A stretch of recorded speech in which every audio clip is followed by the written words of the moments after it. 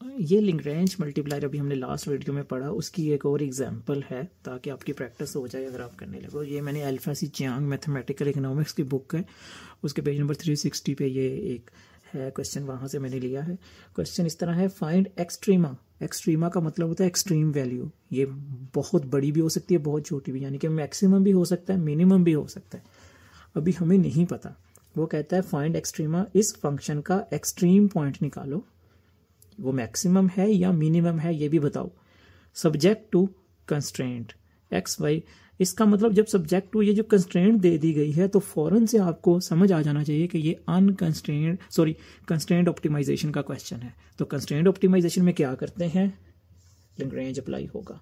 Objective function है ये plus lambda into constraint है ये 6 माइनस एक्स माइनस वाई, यानी कि 6 इधर ही रखा, दोनों दूसरी साइड पे ले गए, तो 6 minus X minus Y. Again first order condition इसके ऊपर लगा दो। फर्स्ट ऑर्डर कंडीशन का क्या मतलब होता है, इसका डेरिवेटिव विद रिस्पेक्ट टू जितने वेरिएबल्स हैं। कितने वेरिएबल्स हैं, एक्स वाई लैम्डा, 3 वेरिएबल्स हैं, तीनों की रिस्पेक्ट से। तो कैसे होगा, एल एक्स करली लिंग्रेंज ओवर करली एक्स, तो क्या आएगा वाई, ठीक है।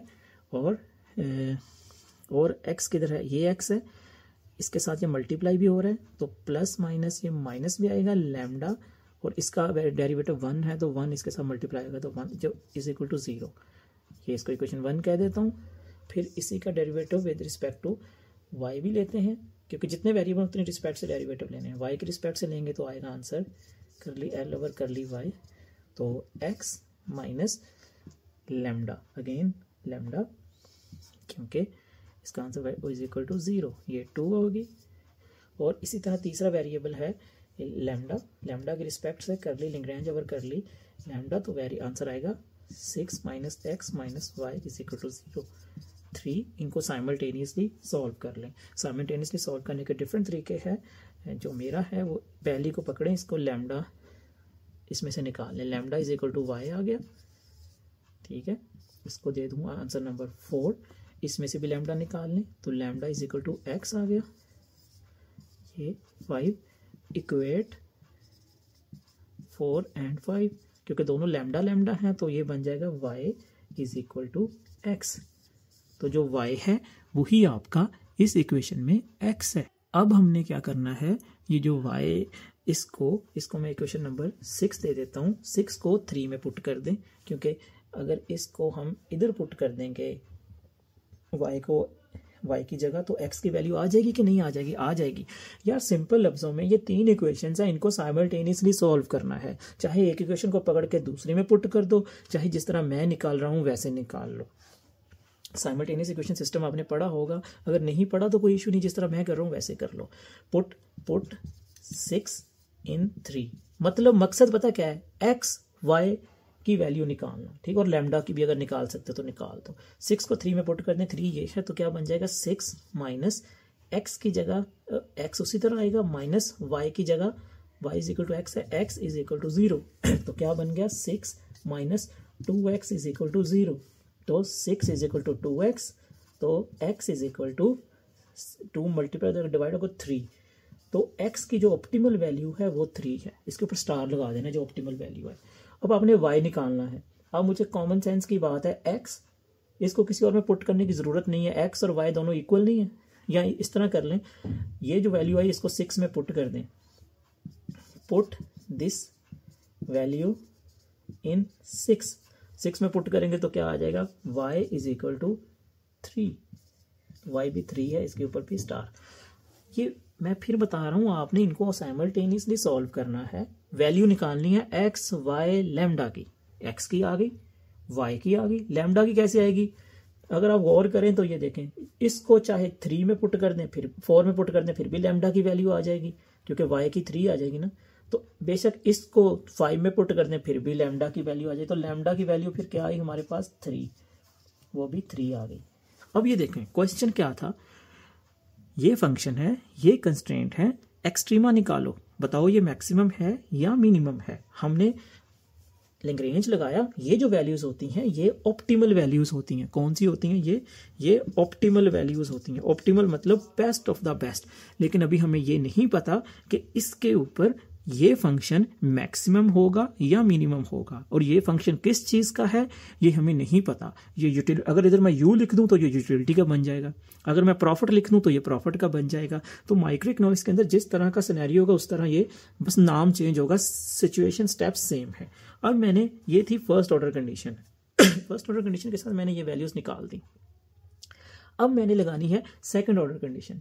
सेकंड ऑर्डर कंडीशन का मतलब है मुझे इसका बॉर्डर्ड हेजियन मैट्रिक्स निकालना है। बॉर्डर्ड हेजियन मैट्रिक्स का आंसर अगर तो पॉजिटिव आ गया तो मैं कहूंगा फंक्शन मैक्सिमम है, अगर बॉर्डर्ड हेजियन का आंसर मिनिमम आ गया तो मैं कहूंगा हमारा फंक्शन मिनिमम है। नेगेटिव पे मिनिमम, पॉजिटिव पे मैक्सिमम।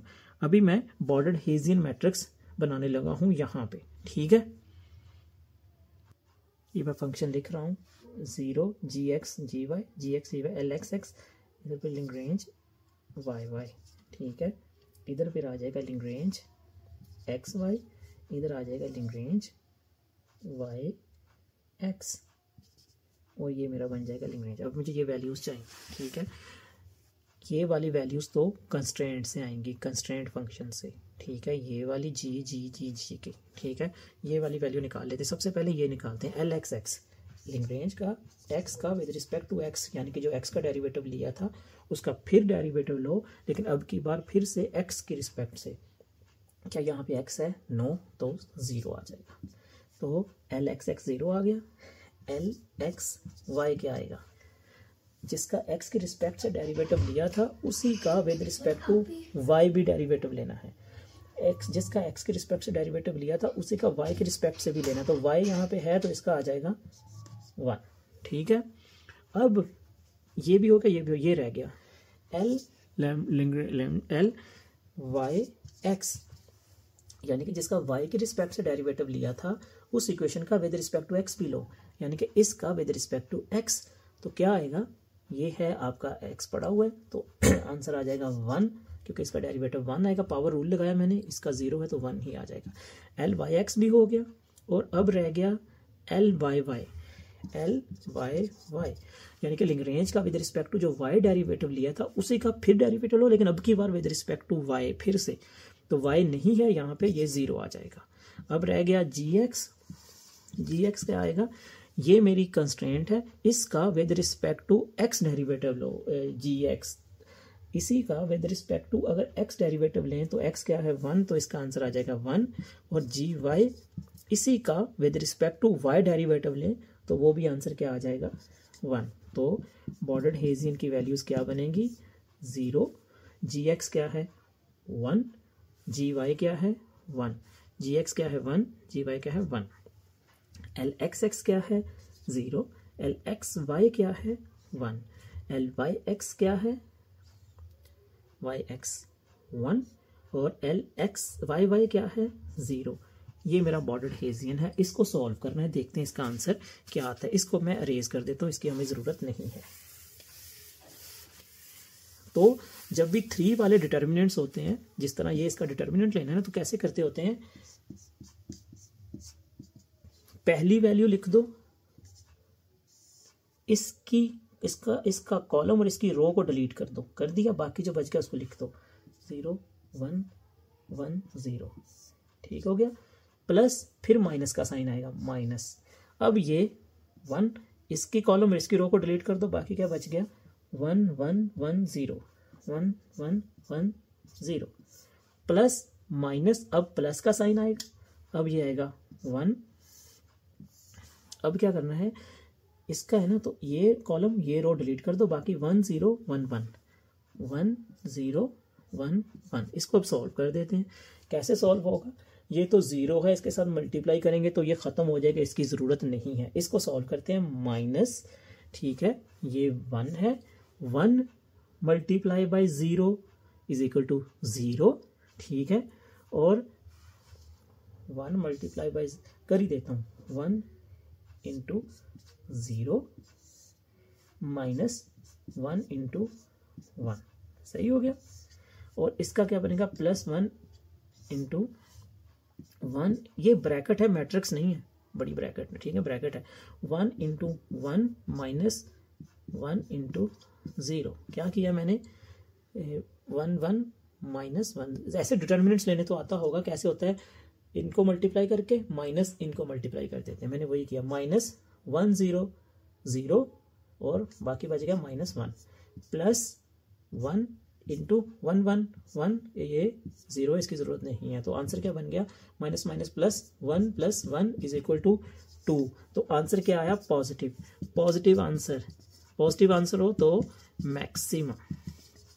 तो जो वैल्यूज हमारी निकली थी, क्या निकली थी, हमारा y आया था 3, x आया था हमारा 3।